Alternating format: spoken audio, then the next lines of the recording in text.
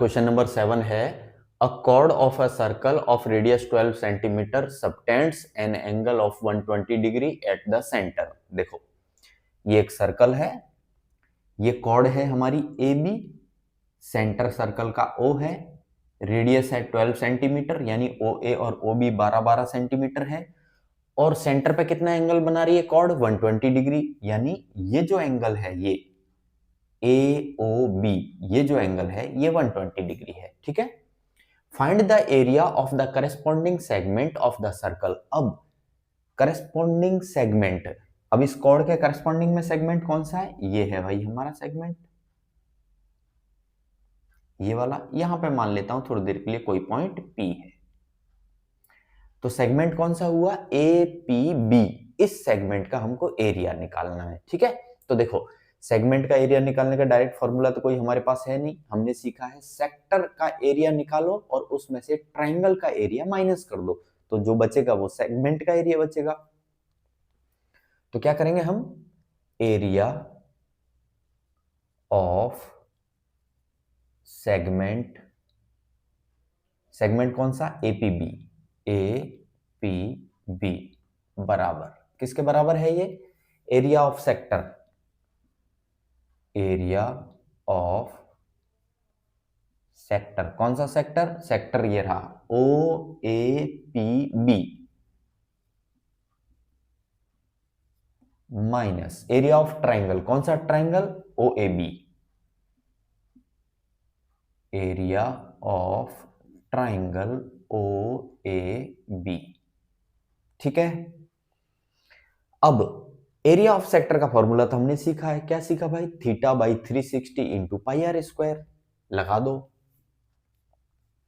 Theta यानी angle कितना है यहां पे? 120 degree by 360 into pi r square. Pi की वैल्यू कितनी लेनी है? 3.14 इंटू रेडियस का स्क्वायर, रेडियस कितना है? 12 है, 12 का स्क्वायर करो 144 आएगा, माइनस एरिया ऑफ ट्राइंगल। अब एरिया ऑफ ट्राइंगल, ये जो ट्राइंगल है ओ ए बी, इसको मैंने अलग से बना लिया ओ ए बी। ओ से ए बी पे परपेंडिकुलर खींचा जो कि ओ एम है और यहां भैया 90 डिग्री बन रहा है। क्लियर है? अब देखो ये जो ओ एम है ये बाइसेक्ट करेगा एंगल को, पहले तो एंगल ए ओ बी को बाइसेक्ट करेगा। दूसरा ये जो ओ एम है ए बी कॉर्ड को भी बाइसेक्ट करेगा, यानी जितना ए एम होगा उतना एम बी होगा। अब मैं एक काम करता हूं, ट्राइंगल उठा लेता हूं, ट्राइंगल ओ ए एन। क्यों हमको ये मेहनत करनी पड़ रही है? क्योंकि ट्राइंगल का एरिया निकालने के लिए हमको चाहिए 1/2 इंटू बेस इंटू हाइट। अब ट्राइंगल ओ ए बी में हमारे पास न बेस है ए बी न हाइट है, हमारे पास कुछ नहीं है, तो हम ढूंढेंगे। तो हम कैसे ढूंढेंगे? देखो, तो ट्राइंगल ले लो ओ ए एम और इसमें लगाओ साइन 60, साइन 60 डिग्री बराबर क्या सीखा भाई? हमने सीखा p b p upon h h b. Sine क्या होता है? Perpendicular upon hypotenuse. इस एंगल के लिए परपेंडिकुलर क्या है? ए एम अपॉन हाइपोटेन्यूज क्या है भाई? 12। और साइन 60 की वैल्यू कितनी होती है? √3/2 बराबर ए एम बाई 12। 2 से 12 को काट दूं, 2 1 जा 2, 2 6 जा 12। तो ए एम कितना आएगा आपका? ए एम आएगा 6 इंटू √3। यहां से ए एम आया 6 इंटू √3। अगर ए एम इतना है तो ए बी कितना होगा? ए एम का डबल होगा, है ना? तो हम लिखेंगे यहां से फर्दर ए बी।